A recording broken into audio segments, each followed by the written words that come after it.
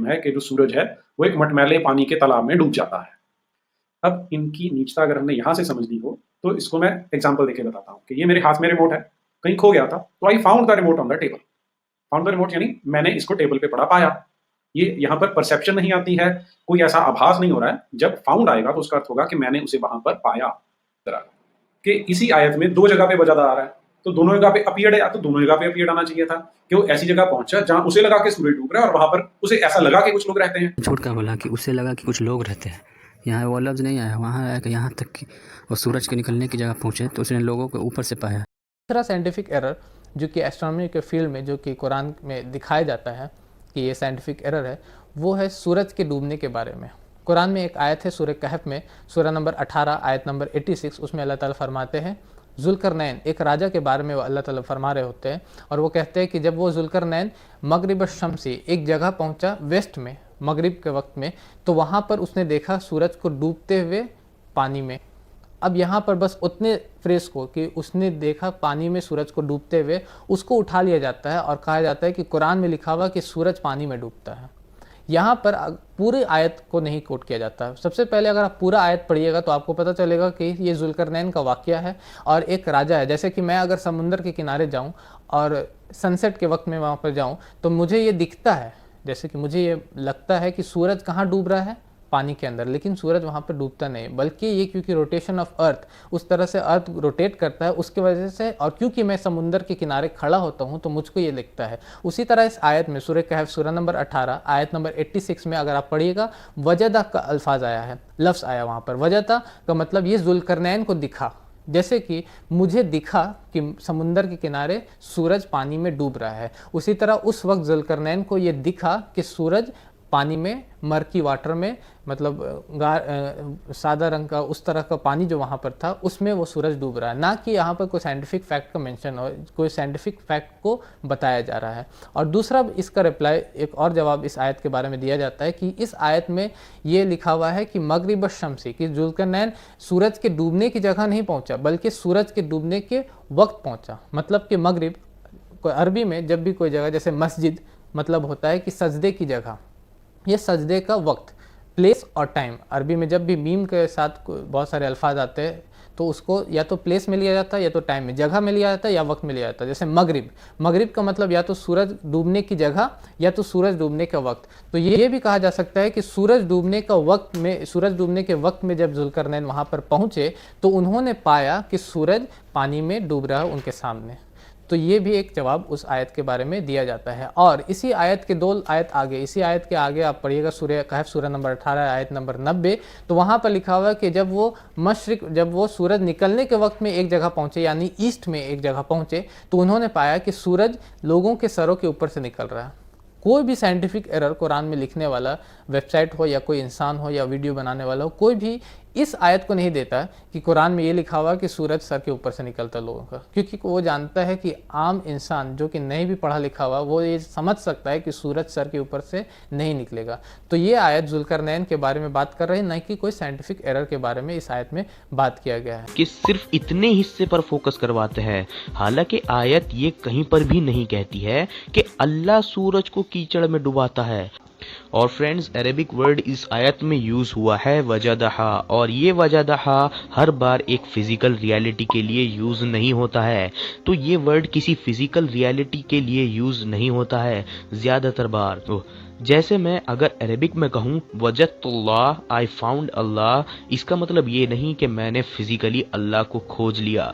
या मैं कहूँ वजदतु कल्बी, इसका मतलब ये नहीं कि मैंने फिजिकली हर्ट को पा लिया। तो फ्रेंड्स, यहाँ पे अरेबिक वर्ड ही ऐसा यूज हुआ है इस आयत में जिसका बहुत कम यूज होता है फिजिकल रियलिटी बताने के लिए। अच्छा, उसी चैप्टर के वर्स 89 और 90 में सूरज के उगने की बात हो रही है। तो अगर कुरान में सूरज कीचड़ में डूबता है तो सूरज निकलना भी कीचड़ में से ही चाहिए। बट वहां तो लिखा है, वर्स 89 में लिखा है, जुल्करनैन फिर एक मार्ग के पीछे चला, यहाँ तक कि जब वह सूर्य उदय के स्थान पर पहुंचा तो उसने सूरज को एक ऐसी कौम पर उदय होते हुए पाया जिनके लिए हमने और उनके और सूरज के बीच कोई आड़ नहीं रखी थी। मतलब सूरज बिल्कुल अच्छी तरह से दिखाई देता था उगते हुए। तो अगर कुरान की चैप्टर 18 वर्स 86 में सूरज कीचड़ में डूबता है तो निकलना भी तो कीचड़ में से ही चाहिए था, लेकिन वर्ष 90 में ऐसा तो कहीं नहीं लिखा है। तो लोगों के पाखंड और झूठ का आपको अंदाजा हो गया होगा। और इनका झूठ और पाखंड यही खत्म नहीं होता, ये एक हदीस भी लेकर के आते हैं अबू दाऊद की। तो अब हम चलते हैं जी सुन्ना अबू दाऊद पर। ये आ जाइए सुन्ना अबू दाऊद, इसकी आयत नंबर यहाँ देख लीजिए, हदीस नंबर 3991, 3991। क्या हदीस है जी? नरेटेड अबू धर ने कहा, I was sitting behind the messenger of अल्लाह सल्लल्लाहु अलैहि वसल्लम। तो अल्लाह के जो मैसेंजर है रसूल अल्लाह, उनके पीछे बैठा हुआ था। कहा, who was riding a donkey, वो एक गधे पे सवार थे। भाई द सन वाज सेटिंग, और उस समय सूरज डूब रहा था। की आस्क्ड, यानी किसने पूछा? रसूल अल्लाह ने पूछा, do you know where this sets? तो उन्होंने अबू धर से पूछा, अबू धर तुझे पता है कि जो सूरज है कहाँ अस्त होता है, जो आफ्ताब है कहाँ गुरूब होता है? तो अबू धर कहता है, I replied Allah and his apostle know best. अब वो क्या कहना था उसमें, वो तो और जाहिर रहा होगा। उसने कहा जी अल्लाह और उसके रसूल को ही पता हो सकता है। ही सेड, तो रसूल अल्लाह ने क्या कहा? It sets in a spring of warm water. तो यहाँ पर तो कोई वजह भी नहीं आ रहा, रसूल अल्लाह के मुंह से सीधा स्पष्ट आ रहा है, it sets in a spring of warm water की, जिसमें लिखा होता है आप सल्लल्लाहु अलैहि वसल्लम फरमाते हैं कि सूरज गर्म पानी के वसंत में सेट होता है।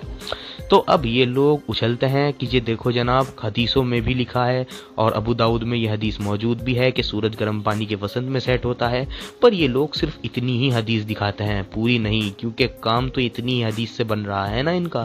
खैर, पूरी और करेक्ट हदीस मौजूद है सही बुखारी में, वॉल्यूम नंबर 6, बुक नंबर 60, हदीस नंबर 326। इस हदीस में कहीं पर भी नहीं लिखा हुआ है कि सूरज कीचड़ में या काले पानी में डूबता है। और एक और हदीस मौजूद है सही बुखारी वॉल्यूम 4, बुक नंबर 54, हदीस नंबर 421। इस हदीस में भी कहीं पर भी ये नहीं लिखा है कि सूरज कीचड़ में या गर्म पानी के वसंत में सेट होता है। तो अब आप सब सोच रहे होंगे कि इस अबू दाऊद की हदीस में क्यों लिखा है कि सूरज गर्म पानी के वसंत में सेट होता है। चलिए मैं आपको समझाता हूँ। प्रॉफिट मोहम्मद सल्लल्लाहु अलैहि वसल्लम ने ये सूरज वाली हदीस पहले सुनाई अबू दार को। अबू दार ने हदीस सुनाई यजीद बिन शरीक को, फिर यजीद बिन शरीक ने सुनाई इब्राहिम बिन यजीद को। अब ध्यान दो फ्रेंड्स, इब्राहिम बिन यजीद ने हदीस सुनाई बाकी लोगों को, जैसे अल-अमाश, यूनुस, हारून, मूसा। तो इन लोगों में से किसी ने भी हदीस को सुनाते वक्त सूरज की कीचड़ में जाने का जिक्र नहीं किया है, या सूरज के गर्म पानी के वसंत में जाने का कोई जिक्र नहीं किया है इन लोगों ने, बल्कि इन्होंने कहा है सूरज अल्लाह के सिंहासन के नीचे जाता है। जैसा कि आज हम जानते हैं मॉडर्न साइंस में एक टर्म है सोलर एपेक्स के नाम से। ये सूरज चलता है अपने मुकर्रर किए हुए रास्ते की तरफ। खैर जिनकी हदीस सही बुखारी में मौजूद है, उन्होंने सूरज कीचड़ या गर्म पानी के वसंत में जाने का कोई जिक्र नहीं किया है।